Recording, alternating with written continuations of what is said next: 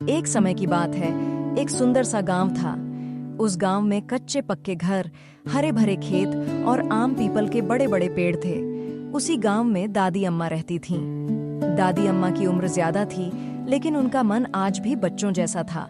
वे जब भी बच्चों को हंसते खेलते देखती तो उनका चेहरा खिल उठता। दादी अम्मा का घर गांव के बीचों बीच था। उनके घर के सामने एक बड़ा आंगन था। पहले इस आंगन में रोज बच्चों की आवाजें गूंजती थीं। कोई कबड्डी खेलता, कोई खो खो, तो कोई कंचों से खेलता। लेकिन अब समय बदल गया था। बच्चे मोबाइल, टीवी और वीडियो गेम में उलझ गए थे। आंगन सूना सा रहने लगा। दादी अम्मा यह सब देखकर उदास हो जाती थीं। एक दिन उन्होंने सोचा, अगर मैं ही बच्चों को अपने पुराने खेलों की याद दिलाऊं, तो शायद वे फिर से बाहर खेलने लगें। अगले दिन शाम को दादी अम्मा ने सब बच्चों को प्यार से आवाज दी, आओ मेरे लालो, आज दादी तुम्हें कुछ मजेदार खेल सिखाएगी। बच्चे पहले थोड़े झिझके, लेकिन दादी अम्मा की मुस्कान देखकर सब बाहर आ गए। दादी अम्मा ने सबसे पहले कबड्डी का खेल शुरू करवाया। उन्होंने बच्चों को नियम समझाए और खुद भी तालियां बजाकर उन्हें उत्साहित किया।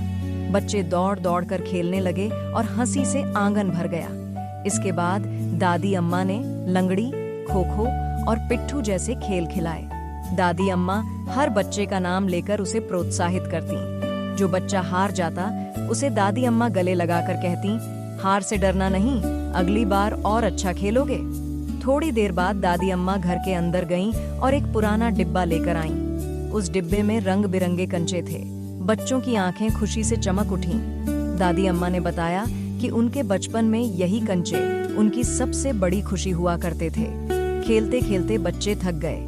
दादी अम्मा ने सबको ठंडा पानी पिलाया, गुड़, चना और मूंगफली खिलाई। फिर उन्होंने अपने बचपन की बातें सुनाई, कैसे वे दिन भर खेलते, पेड़ों पर चढ़ते और शाम को खुश होकर घर लौटते थे। दादी अम्मा ने बच्चों से कहा, बच्चों, खेल कूद से शरीर मजबूत होता है, मन खुश रहता है और दोस्ती बढ़ती है। मोबाइल जरूरी है, लेकिन उससे ज्यादा जरूरी है खेलना। सूरज धीरे धीरे ढलने लगा। आकाश लाल नारंगी रंगों से भर गया। बच्चों के चेहरे पर सच्ची खुशी थी। सबने मिलकर दादी अम्मा से वादा किया कि वे रोज बाहर खेलेंगे और पुराने खेलों को कभी नहीं भूलेंगे। दादी अम्मा की आंखों में खुशी के आंसू आ गए। उनका आंगन फिर से बच्चों की हंसी से भर गया था।